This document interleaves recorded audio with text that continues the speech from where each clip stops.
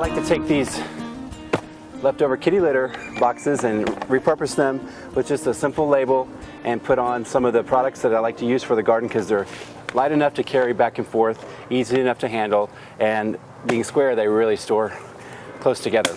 So this one is called Color Star, and what I like to do is just barely apply some to the prepared bed area and give this new 4-inch color that we're about to plant something to grow on, something nutrition-wise to really give it the most color that we possibly can. This next product Gustavo's going to apply is the Microlife, and it is an all-organic fertilizer also. What it does is it makes the soil healthy and gives a real sustenance to the organisms that are already in the soil and helps them have something to go on. Then the soil's alive, and then the plants really respond and give the most color that they possibly can. So what we'll do now, we've applied some fertilizer and Color Star. I'm gonna put a little bit of bone meal in, which is really good for the winter planting, and it's really just crushed animal bones. Then we're gonna apply the mulch. So let's go ahead and get the mulch and just sort of help me by handful. Okay. And we'll apply to this bed edge first, and we're gonna bank in and sort of cover the edge right at the grass line. We've cut a sharp edge right against the grass and the lifted bed. We have a sort of like a pillow top bed. We're just gonna coat the whole area, sort of anchoring in our fertilizers and Color Star with mulch. We're gonna plant the color then through the mulch, and we'll have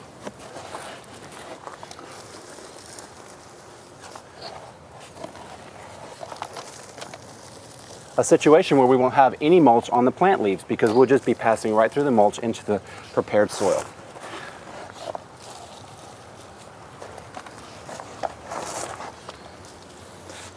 So what's going to happen here is here are some cut back lantana from the previous season. Here's a hydrangea from the previous season, a little bit of pentas, and some blue Liberty salvia.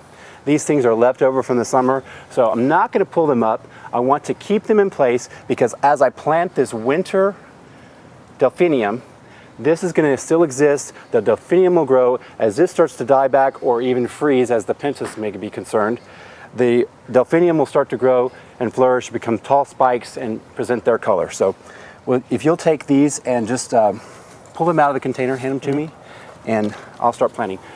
This delphinium is going to be planted pretty closely. Take a little pocket, tuck in, and just sort of anchor the mulch back. Force in a little pocket, anchor the mulch back. So it's going to go pretty quickly here. So as you can see, some of the delphinium are already starting to send up the bloom spike. Others are more in the rosette form, or like the pre-season plant position. It really takes 2 seasons for delphinium. It needs a first season of a sort of rosette vegetative leaf growth, and then the second season in the spring where they send up the bloom spike. In Texas, delphinium is best planted in the winter and then enjoyed in flower spike all through the early spring because it really does not like the heat. So what we're doing is, with it being as warm as it is in our Texas winter, we're getting a little bit of a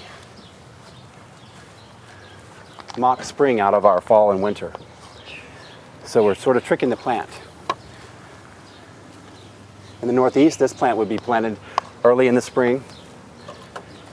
We'll never have to do this sort of double season tricking.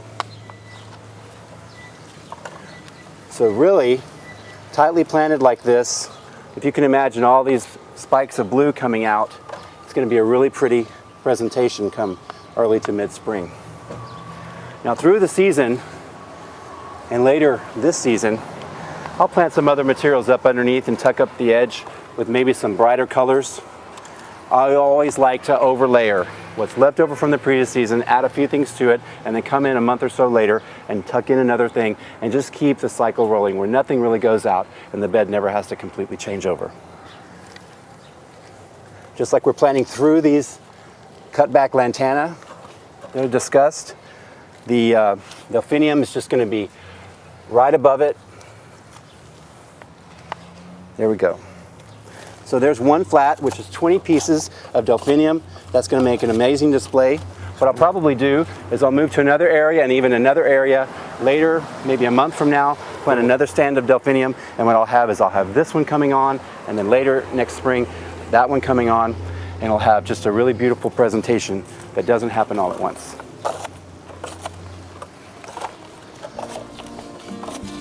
So that's it.